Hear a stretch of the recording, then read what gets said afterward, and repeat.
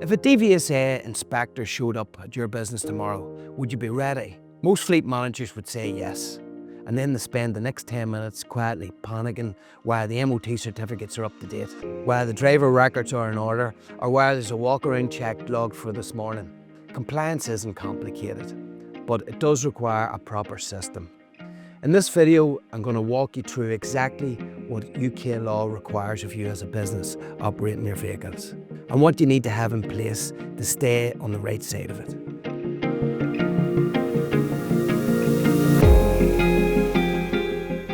Hey, I'm Jim from Pocketbox. We help businesses across the UK and Ireland manage their fleets. And compliance is the thing that keeps most fleet managers up at night. Let's change that. Under the Health and Safety at Work Act 1974, any business that uses vehicles in the course of work has a duty of care. Now that applies to whether you run one van or 200 trucks, it doesn't matter. That duty of care covers three things. The vehicle must be roadworthy, the driver must be fit and legally entitled to drive, and there must be evidence that you've taken reasonable steps to check both of those things. Now, reasonable steps, this is where most companies fall short. Not because they don't care, but because they don't have the documentation to prove what they've done. If something goes wrong and you can't demonstrate that you had the checks in place, you're liable. Yes, your business is liable. The DVSA takes this very seriously. Improvement notices, prohibition notices, and in serious cases, prosecution. For every vehicle in your fleet, you need to be on top of MOT expiry dates. Driving an MOT'd vehicle is one thing, but driving one without a valid MOT is a criminal offence. It's not just a fine. Tax and insurance renewals, it sounds obvious, but across a fleet of 15 or 20 vehicles, dates start blurring together and things get missed. We've seen it. Service intervals, vehicles that aren't maintained on schedule, they break down more often, they cost more to repair, and they create liability if they're involved in an accident or in a pure mechanical state. Daily inspections, this is the one that catches most businesses out. UK law requires that commercial vehicles are checked before use. The check needs to be documented. A driver saying, yeah, I had a look at it this morning, that just doesn't cut it. You need it time-stamped, recorded and checked, and they need to write down exactly what they found. If a defect is found, it needs to be logged, assessed and cleared before the vehicle goes out, or flagged as not roadworthy. This process has to be recorded.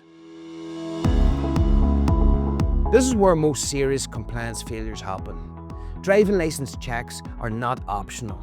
The DVSA and most insurance policies require that businesses operating fleets check their driver's licences regularly. If a driver has accumulated points that you didn't know about, or has a revoked licence, and they're driving one of your vehicles, you're operating an unlicensed driver.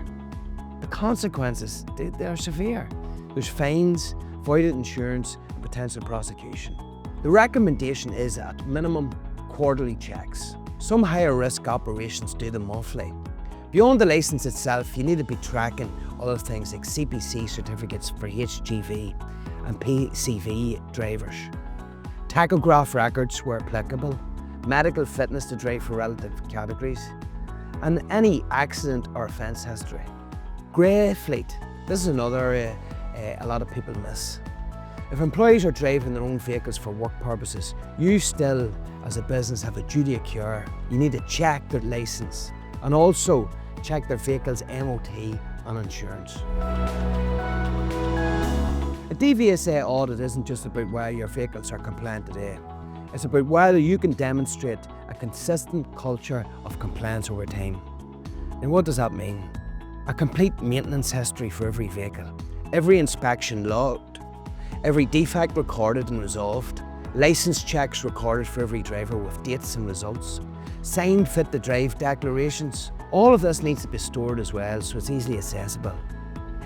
Paper systems fail this test because documents get lost, records are incomplete, and pulling everything together under pressure is a nightmare, a total nightmare. If you want a checklist version of everything covered here, we have a free fleet compliance guide on our website. It covers both the UK and Irish requirements. And if you want to see how PocketBox manages all of this automatically, book a demo. The link's below. Thanks for watching.